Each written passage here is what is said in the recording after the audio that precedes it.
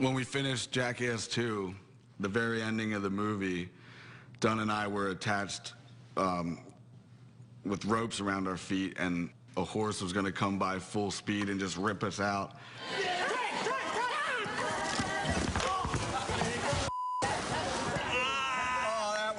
Tell me you f***ing slapped that horse.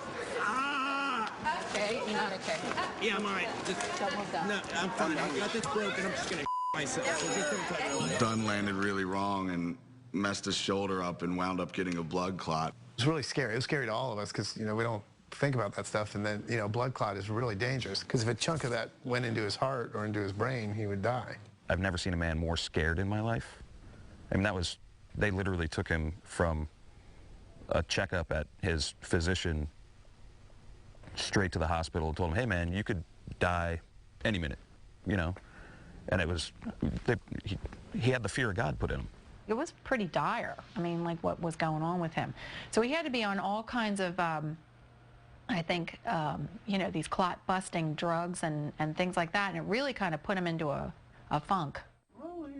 Jackass 2, behind the scenes, take 3. You got it, Dunn. Almost done. Ugh. Sense the excitement. What?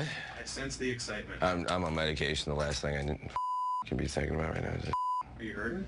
oh God, you don't even understand. Got Are you sick? yeah, got blood clot, nerve damage.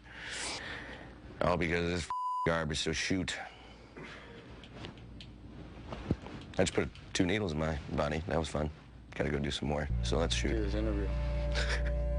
So not only did he have this blood clot, but he had Lyme disease. That's something that sort of just makes you miserable, takes all your energy out. And he went from this, you know, fearless immortal to a guy that was giving himself shots every day just to remain upright.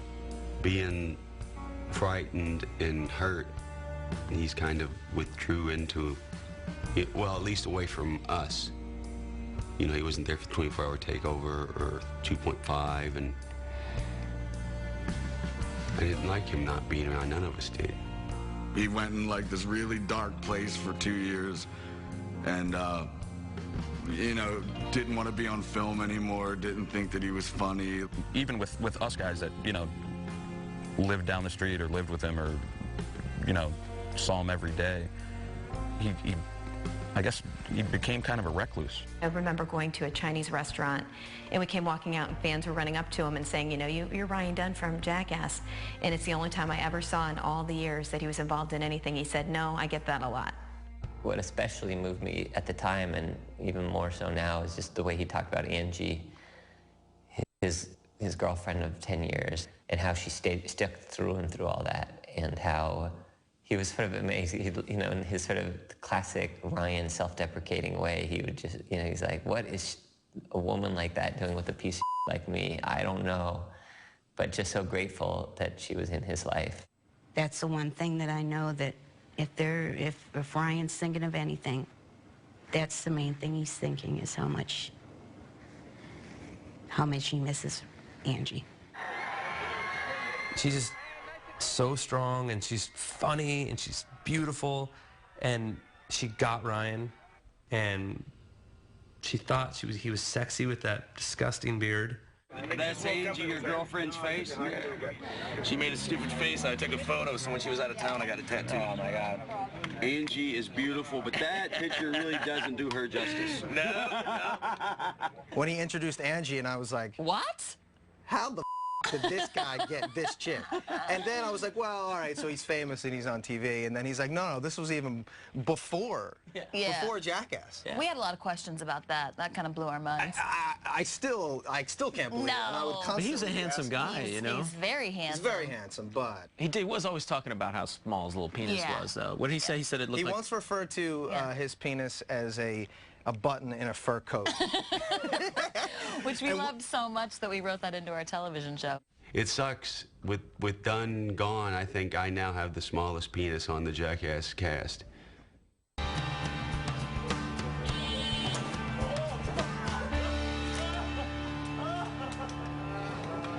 So So Ryan had completely disappeared from us. You know, I hadn't talked to him in 2 years. And then in spring of 2009, we went to Bam's house to shoot for Nitro Circus. Ryan, I guess, had been just coming out of his cave a little bit. And we filmed with him, and it was just like nothing had ever changed. You know, it was just awesome.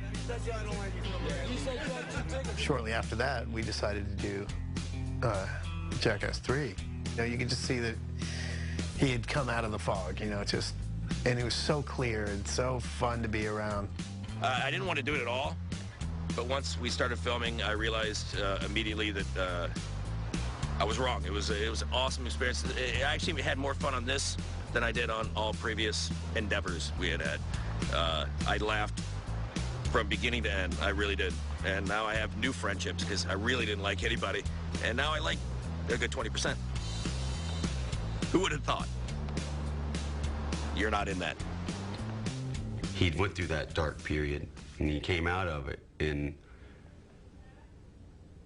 yeah, and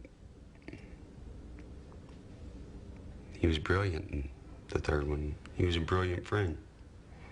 The last couple years, like, he's been, I think, just in a place where, you know, he was just really peaceful. I think he and Angie just were doing great, and I mean, like, he just really found out who he was. I love it here. I don't know about you guys. I am happy. A happy Dunn. This is me happy. Everybody. I like happy Dunn. I did. If you guys weren't here, I'd be supremely happy. And that's the weirdest thing. Like, people said to me, like, he was in such a good place that he was, like, almost ready to go or something, which, I mean, the guy's 34 years old, so that sounds stupid, but, I mean, he just seemed, like, very happy and satisfied with what he's done, and for good reason, you know? That was one of the hardest things for me, or is one of the hardest things for me to accept, is that on one hand, that makes me happy to know that he was happy, but on the other hand, it's like, you know, why did it have to be so short? A mangled mess is all that is left of Ryan Dunn's car after an early morning accident on Route 322 and Pottstown Pike. There was some pretty high speed involved in this. The vehicle missed a turn, hit a guardrail, and went airborne, and went through several trees, some sizable. So there was a very vicious collision involved in this thing. And now, friends and family are left stunned at how everything changed in a split second.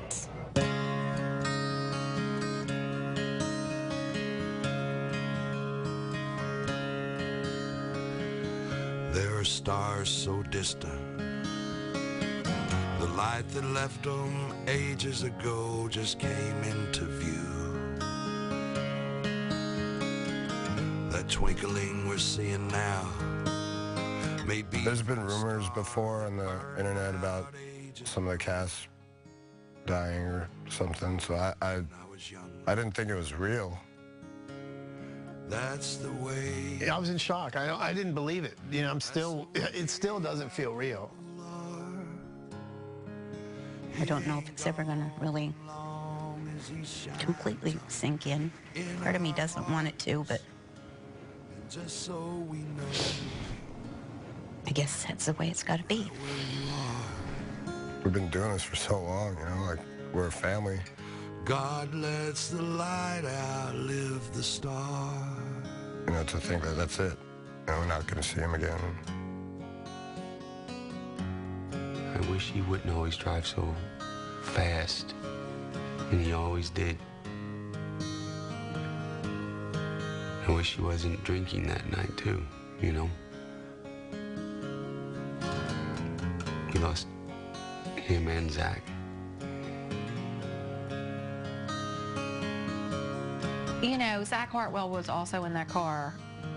Sometimes when you have a larger-than-life personality who is in an accident, you only hear about the one person, but he was just such a happy guy, always that upbeat person. Ryan introduced us to Zach when we were filming number 2. He was this gnarly military man, and then also just a fun, loving guy that could hang with a bunch of jackasses, you know? God lets the light outlive the star. There's such a hole in the family now. Jackass is really, it's never going to be the same. It's the worst thing ever. So many people around the world reached out, flooded our site, you know, and they still do, about Ryan. It was really sweet what the Kings of Leon guys did. Huge banners behind the stage and dedicated the song to him. For our good friend Ryan, rest in peace. I just hope Ryan would be remembered, not for some of the crazy things he did, or shoving a car up his ass, or, you know, or the fact he liked to drive fast. I hope he's remembered as the sum of all those things, is that he did all of them with passion. And life. He knew how to live life. He was such a good person, and I think he, you know, made me a little better person, just knowing him. That rubs off, you know? Let me just say there is a cranium that overflows with wasted images of the way back. Useless figures well kept intact. Clean up the mess and then you can start with yours truly. I bid farewell and adieu my dear. I bid farewell and adieu my dear. I gotta get in there bareback. I'm Ryan Dunn, and I'm let's just do it. This water is roughly about 32 degrees. I'm Ryan Dunn, and I'm gonna jump in it for your entertainment. You're watching Jackass. Oh God, it's cold. Dude, you got this. Yes.